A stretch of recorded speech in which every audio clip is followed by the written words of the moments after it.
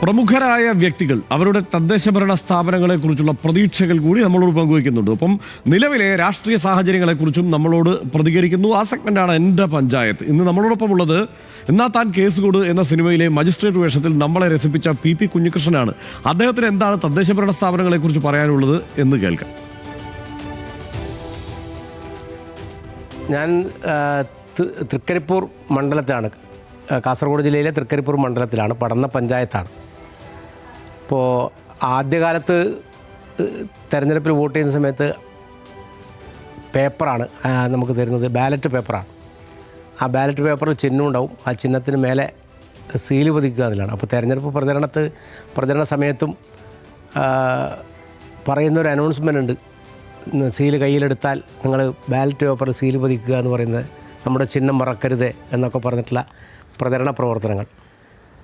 തെരഞ്ഞെടുപ്പിൻ്റെ ഭാഗമായി ആദ്യത്തെ വോട്ട് ഞാൻ ഉദനൂർ സെൻട്രൽ AP സ്കൂളിലാണ് നമ്മുടെ ബൂത്ത്. ആ ഉദനൂർ സെൻട്രൽ AP സ്കൂളിൽ ആദ്യത്തെ വോട്ട് ചെയ്തത്.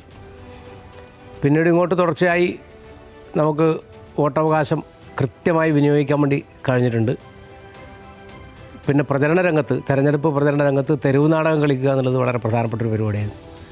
എനിക്കിപ്പോഴും ഓർമ്മയുള്ളത് EK നായനാർ തൃക്കരിപ്പൂർ മണ്ഡലത്തിൽ മത്സരിച്ചപ്പോൾ തൃക്കരിപ്പൂർ എളമ്പച്ചിയിൽ നമ്മൾ തെരുവ് നാടകം കളിച്ചുകൊണ്ടിരിക്കുകയായിരുന്നു. അപ്പോൾ തെരഞ്ഞെടുപ്പ് പ്രചരണത്തിന് സ്ഥാനാർത്ഥി പര്യടനം ഒരു ദിവസം തന്നെ 10ഉം 20ഉം പരിപാടിയുള്ളൊരു കാലമാണ്. അപ്പോൾ നാടകം കളിച്ചുകൊണ്ടിരിക്കുന്നതിനിടയിലും EK നായനാർ ഈ സ്ഥലത്ത് എത്തിച്ചേർന്നു. അപ്പോൾ അദ്ദേഹം വന്നപ്പോൾ പറഞ്ഞൊരു കാര്യമുണ്ട്, നാടകമെല്ലാം പിന്നെ കളിക്കണോ, ഞാൻ പ്രസംഗിച്ച് നാടകം കളിച്ചാൽ മതി എന്ന് പറഞ്ഞൊരു അനുഭവമുണ്ട്.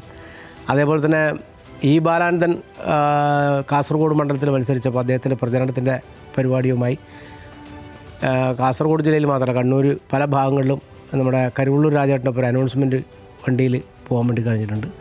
അപ്പോൾ തെരുവ് നാടകം, അതുപോലെ തന്നെ തെരുവ് ഗായക സംഘം, ഇതിൻ്റെ കൂടെയൊക്കെ ഈ തെരഞ്ഞെടുപ്പ് പ്രചരണത്തിൻ്റെ ഭാഗമായിട്ട് പോകാൻ വേണ്ടി കഴിഞ്ഞിട്ടുണ്ട്. ഇപ്പോൾ ഞാൻ കഴിഞ്ഞ 10 വർഷമായി പടന്ന ഗ്രാമപഞ്ചായത്തിലെ 8ാം വാർഡിലും അതുപോലെ തന്നെ 9ാം വാർഡിലും ഒരു ജനപ്രതിനിധിയായിരുന്നു. അപ്പോൾ വലിയൊരു അനുഭവം ഈ 10 വർഷം കൊണ്ട് ഉണ്ടാക്കാൻ വേണ്ടി കഴിഞ്ഞിട്ടുണ്ട്.